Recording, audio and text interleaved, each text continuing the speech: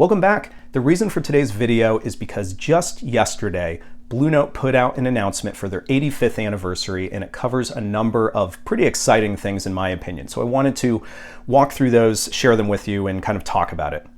As always, hit like, hit subscribe. Those are the things that you can do to let YouTube and their algorithm know that you enjoy the content. Maybe they recommend it to others. And then you can head over to Instagram and follow me at what_can_brown. All right, so in Blue Note's announcement, there was a number of things. I'm going to cover a couple of them in brief just because, you know, this channel is a little bit more about sort of vinyl.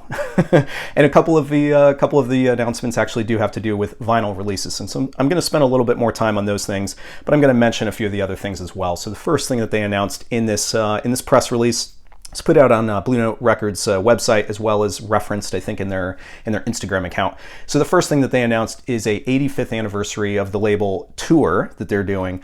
And who is touring is Emmanuel Wilkins, George Clayton, Joel Ross, Kendrick Scott, and Matt Brewer. So they're going to be touring North America, at least for now. This is a North America tour. It starts on January 18th. So it's coming up just in a couple of weeks for that first date. And I believe that there are 35 concerts that they are doing. Again, a mixture, I think, of just between the United States and Canada. Unfortunately, that tour is not stopping in Atlanta. So the odds of me being able to see a show are somewhat reduced, but we'll see what happens. All right, so that's the first thing, is this tour. The next was a little bit cryptic, I think. That they were referencing, you know, obviously Francis Wolff did a lot of photography for these original albums, and I believe I'm trying to think if it's Mosaic or who owns the sort of the catalog of Francis Wolff's photography, but in the past, Blue Note has made some of it available through their website, but like it's really expensive. And so even just prints are really expensive. So I've never, despite the fact that I have lots of photography in this room, I've never jumped on any of it. But I guess what Blue Note is planning to do is some sort of exhibit. I guess they're going to put together an exhibition for Francis Wolff's photography, which is exciting because I think that it allows folks who haven't seen some of these images in person to be able to. And so that's pretty cool. But again, pretty cryptic for the moment. They didn't have much detail on that. The next thing is also specific to art. It is something that I'm a little bit more interested in.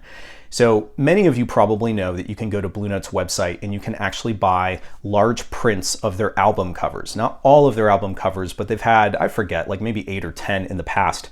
And what they're doing is actually expanding that catalog of available album cover art that you can get. So you can go over to Blue Note's website and you can kind of peruse what the options are.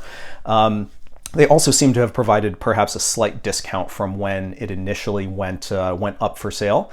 So basically what you can get is 3 different sizes and 2 different frame options of something like 16 different album covers. And they are pretty exciting covers. They're not necessarily all of the best, I would say, but there's a number of really exciting ones like the Sidewinder and Unity.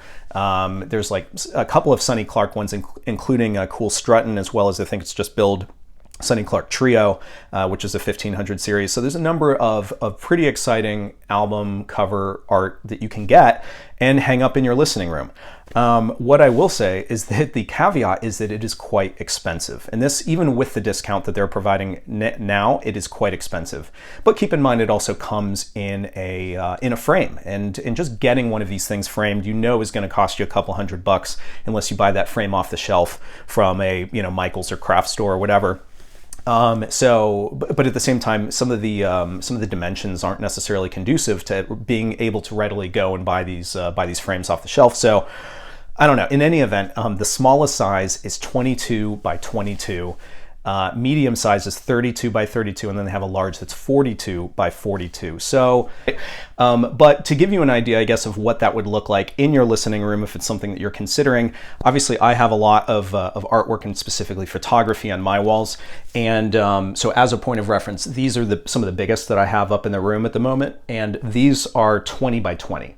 So the smallest Blue Note cover art that you can buy is going to be just a little bit larger than this. It is a similar frame in terms of it just being that very basic black or white frame that you can get, but that'll give you an idea of what it would look like. And I've considered doing this myself, buying one of these Blue Note album covers, and I'll give you an idea maybe of some of my preferences if I was going to do it. But if I was going to do that, I would probably either be moving, right, a bunch of this stuff and putting it on a different wall, simply because, well, it wouldn't fit, but also getting one of these Blue Note album covers really would be the focal point, I think, of any room, regardless of which size you get, because 22 by 22, you know, I already consider this a pretty good focal point, even though I have sort of 3 that are the same size. But this really, you know, even a 22 by 22 would kind of dominate the space. If you want to get a good idea of what these look like in a listening room, because I don't have any at the moment, what you can do is you can head over to DJ Pari, P-A-R-I. He has he has an Instagram account, and he often posts pictures of his room as well as photos of albums, much like I do. And he often features his sort of room with the album cover of the Sidewinder, Lee Morgan's Sidewinder, and I think it looks really sharp. And he did a really good job designing his room, and so you can take a look and see what the largest size would look like in a listening room, so you can kind of get an idea.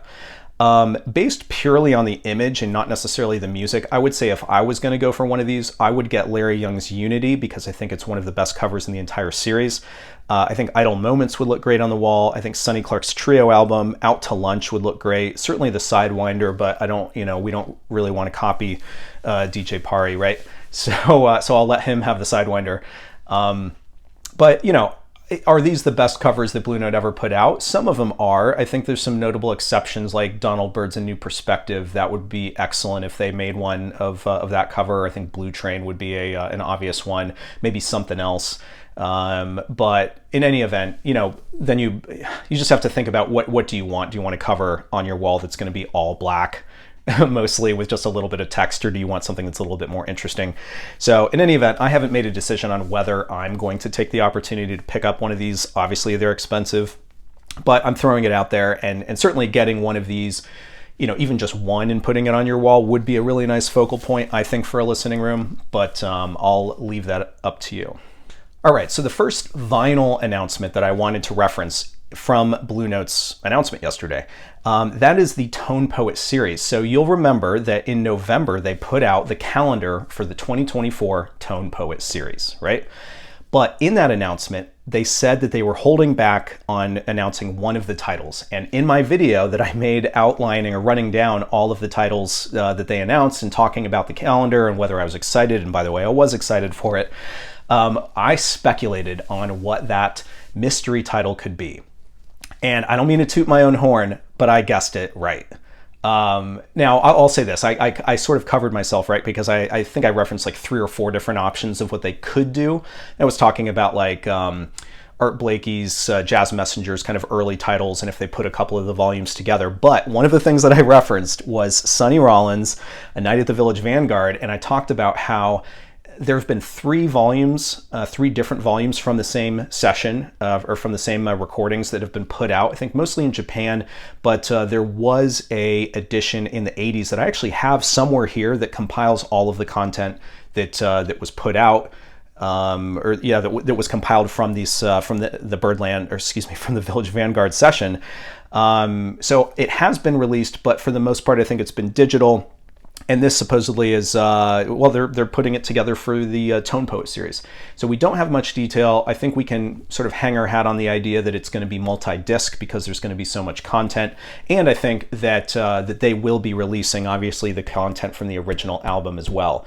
Now, the jury's out on what the format's going to be, how many discs, how big is the box set, what's the additional content. The one thing that we do know is that the, approach for how they're putting this together is supposed to be very different. Like, even though they're saying, yes, it is this title, they've been very cryptic on exactly what it's going to be in terms of some of those details, but they've teased that there's going to be a lot of wow factor with it. So the exciting thing is that Blue Note's supposed to announce this, if not this week, then the following week, or at the very least before the end of January, at least is the rumor. So I'm excited for this, and I'm excited that I was able to forecast what it would be, because here's the thing though, this is a phenomenal session, recorded again, live trio session from 1957. Rudy Van Gelder was the engineer, despite the fact that it was a live session. And there's a variety of formats here. So in each situation across these different sets that they would do at the Vanguard. It is still trio with Sonny Rollins, the lone horn, but they sort of swap out bass and drums. So you've got Wilbur Ware, Elvin Jones, Donald Bailey, and Pete LaRocca on this particular album. And I'm trying to think if there was yet a third format, depending on the again, depending on which set that they were recording. But phenomenal stuff, and you know that they're going to do a good job because it's the Tone Poet series, and they've been doing such a great job so far, regardless of whether it's a whether it's a box set or whether it's a single release. All right, so the second vinyl related announcement, and there is one more after this. The second one is the return of the Blue Note Review box set series. So this is going to be something that my guess is a lot of folks out there aren't aware of what this box set series was, because it's been a few years since it was put out. And I know that there's been a lot of people coming to the hobby and especially engaging on social media like YouTube just in the last couple of years, really since the pandemic. And so you may not have necessarily heard about this box set series. So I'm going to kind of cover that just in brief. Basically, what Blue Note did, again, this is a few years ago, they decided to put out, again, box sets. And the box sets were pre-Tone Poet, so Tone Poet hadn't been launched yet. And they were trying to basically do nice presentation of a couple of albums that it was both new content as well as old content, put it together with liner notes and really having themes for some of these box sets. And they would add in some sort of extras like physical items to sort of make it a membership kind of experience. And now we're going to have our third sometime this year. I don't think we know exactly when yet, but they're putting out the third. So just real quickly, I'll kind of show you what these box sets consisted of, at least for volumes 1 and 2. So this one is volume 1 in the series, and it's titled Peace, Love, and Fishing. I actually missed out on ordering this. I ended up getting volume 2 directly from Blue Note. This one I ended up finding at the Jazz Records Center for just the original retail price, and so I ended up picking it up. But as you can see, this thing is pretty hefty. It is heavy and bulky. And it was very nicely done. And what you can see here is that it features Wayne Shorter on the cover.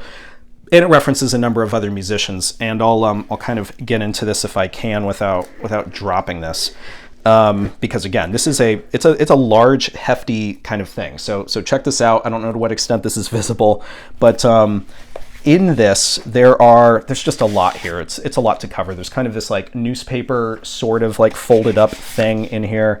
There's a scarf. So they have like they put in a scarf.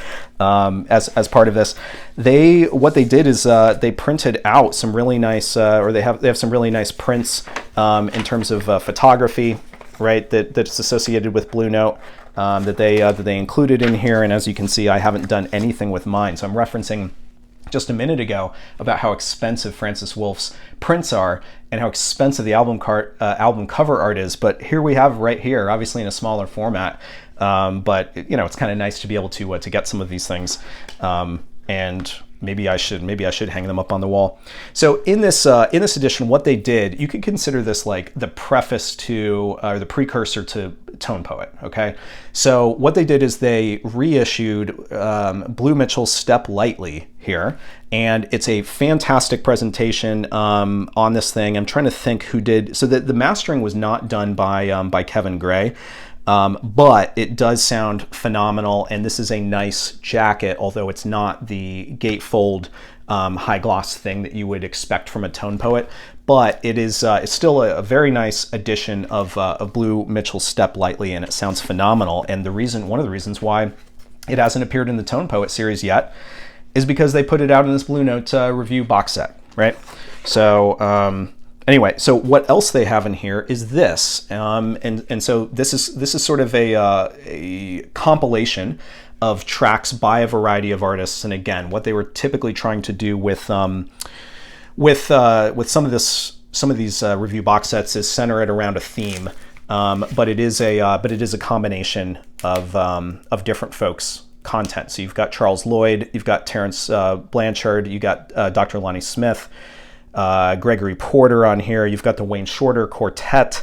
So there's a variety of content, and you can see here this was actually done in a gatefold. Mastering on this stuff was by Bernie Grunman, and it sounds great as well. And it's got some stuff on it, but you can kind of see there's like some really great texture here.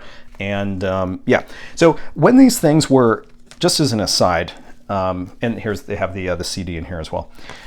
Just as an aside, when this box set was released, some of the feedback that I heard and that I believed as well is that it was a hefty price considering you're just getting 2 albums.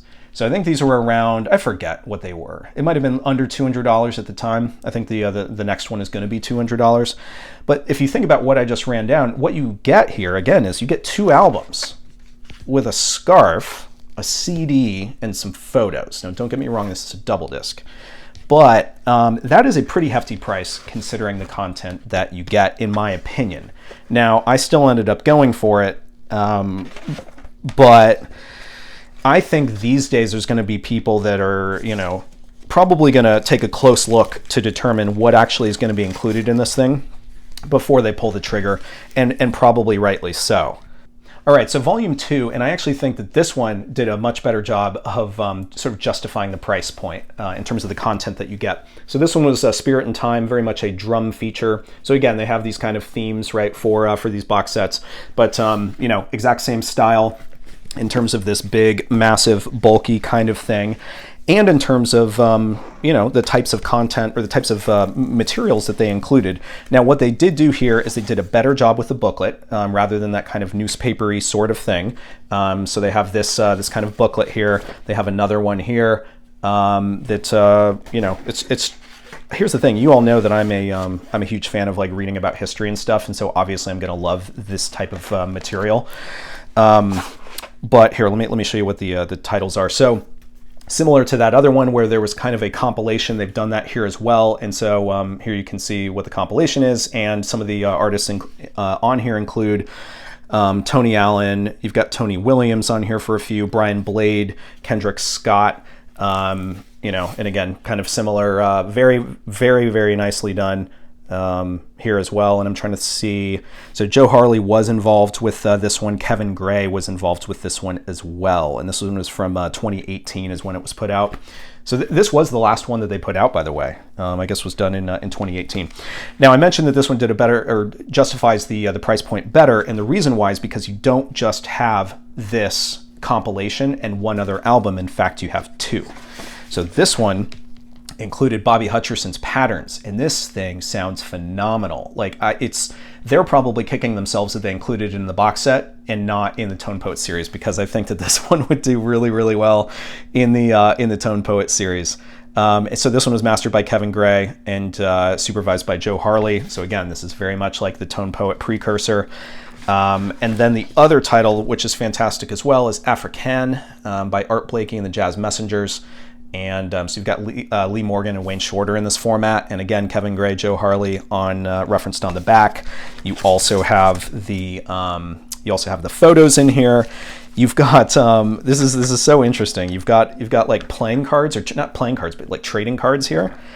Sorry, I'm trying to balance like everything on my lap, and this is ridiculous. You've got the CD, and then I actually forget what this thing is, and so I'm gonna remind myself right here live with you.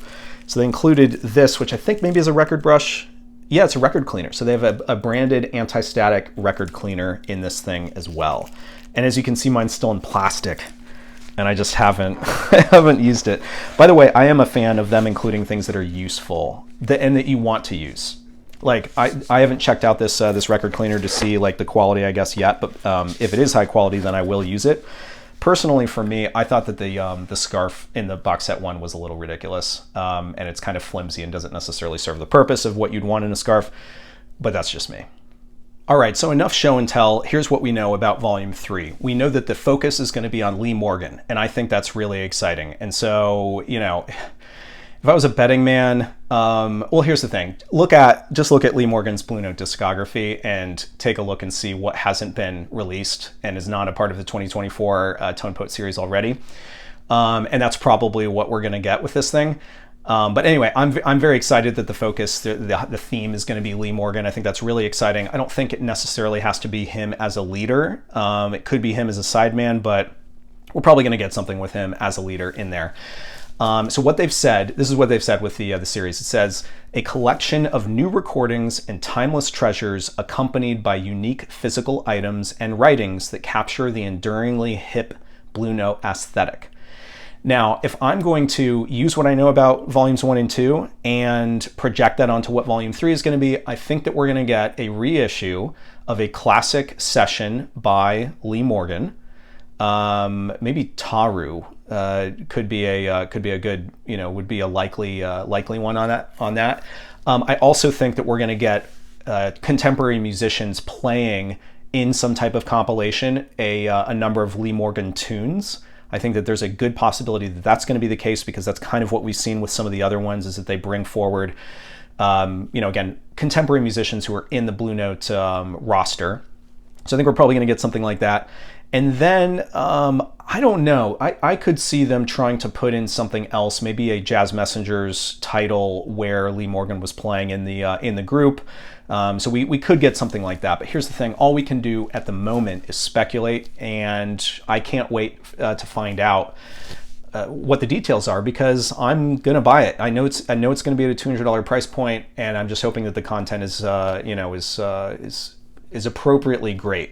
All right, so the third vinyl-related announcement, and this is exciting as well, although to be fair, it is a reissue of something that came out just a couple of years ago, but it was in such demand, sold out immediately, and a lot of us who wanted it couldn't get it, and that includes myself.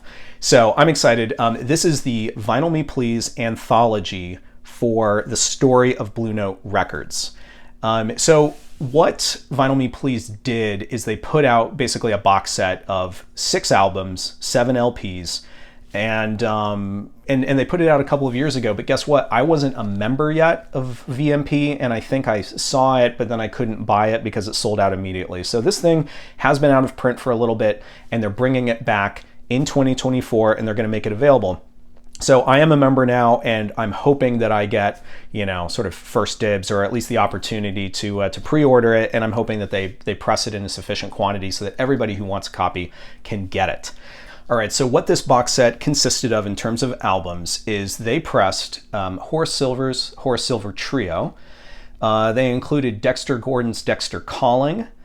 They included The Natural Soul by Lou Donaldson, Schizophrenia by Wayne Shorter, Montara by Bobby Hutcherson, which is one reason why we haven't seen it in the Tone Poets series yet.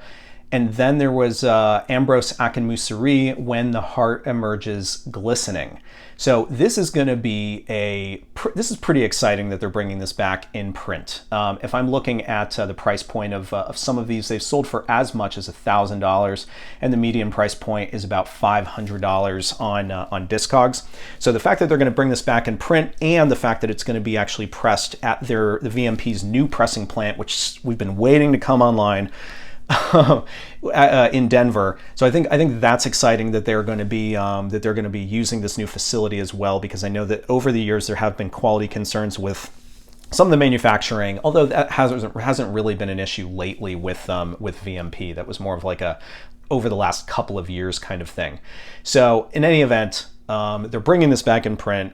I'm gonna get it when it comes out, and I am a VMP member, and I'm excited about it, and I'll share my thoughts as soon as it comes in, whenever it gets shipped. I don't know when it's going to come out, but sometime in 2024.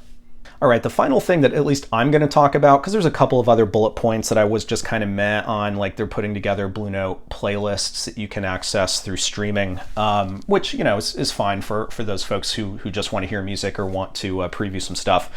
But the only other thing that I'm going to reference here in this video is their rewards program.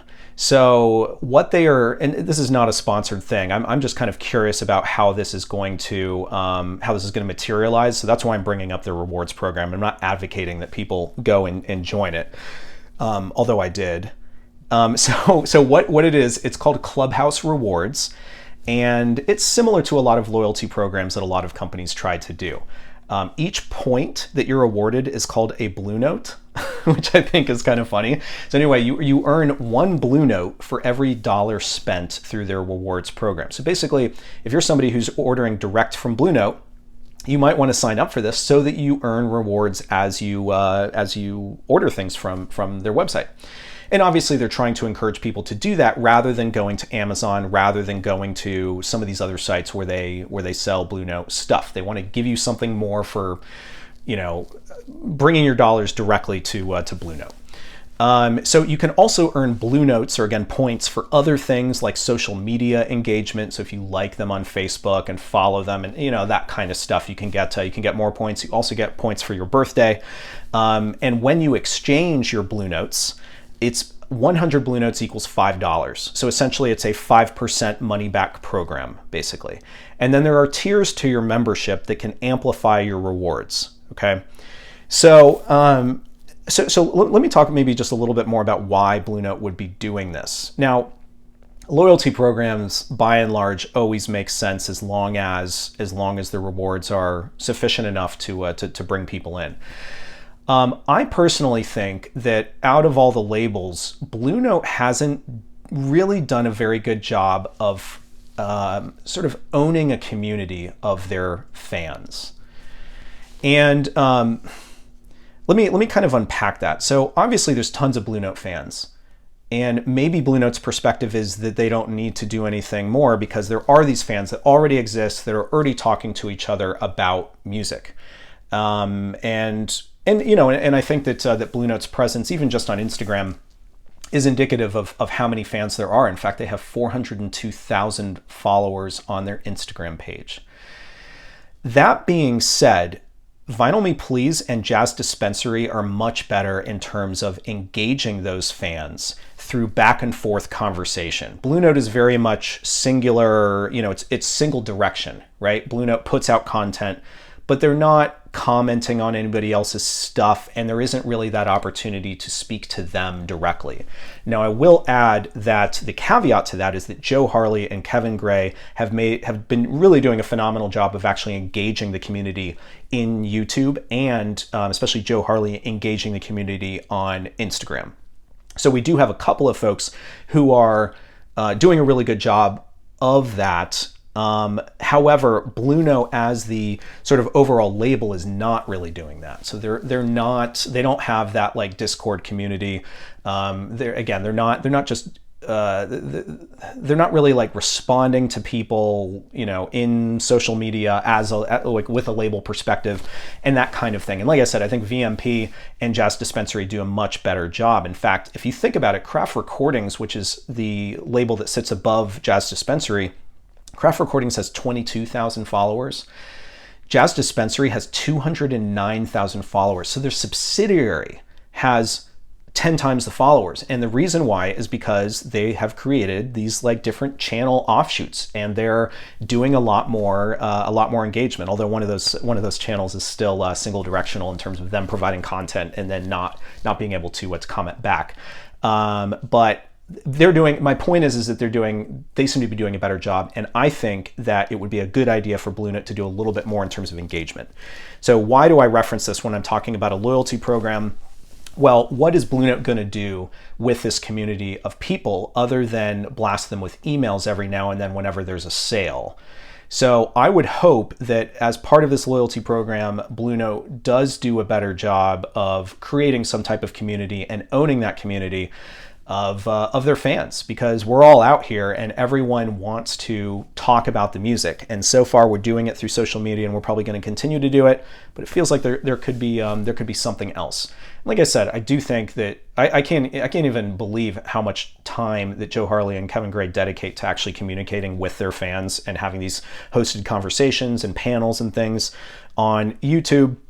And so I do think that they're doing a fantastic job, and it could be that Blue Note simply, would prefer that they continue to be the voices, and that's fine. I'm just sort of commenting that I'm hoping that the reason why Blue Note is putting out the Clubhouse rewards is not just to draw all the dollars back to their site, because you're always going to have these resellers. These titles are going to be cheaper on Amazon, here and there, and so I get why I get why Blue Note wants to bring dollars back to their website, but I hope that they're giving something in return, perhaps more than just the 5% bonus that you get for directing your dollars through Blue Note's website. All right, so that's kind of the rundown. There was a lot to cover, and I hope this was useful for folks. I'm actually curious though about what people think about this announcement. I was excited, even though not every component of it was as exciting for me as this upcoming Tone Poet and the VMP Anthology repress and the Blue Note review box set. And don't get me wrong, there's going to be a lot of dollars associated with each of these three things, but I'm quite excited for each of these things, and I'm going to be buying all three of them, I gotta say. So I'll leave it up to you on whether it's something that you want to buy, but just know that as these things are actually put out, I'll certainly be covering them here and giving you my thoughts so that you can determine if it's a worthwhile purchase for you as well. But let me know in the comments what you think. And yeah, we'll see what unfolds and what new information we get as the year progresses. So thanks everyone, as always, and I'll see you next time.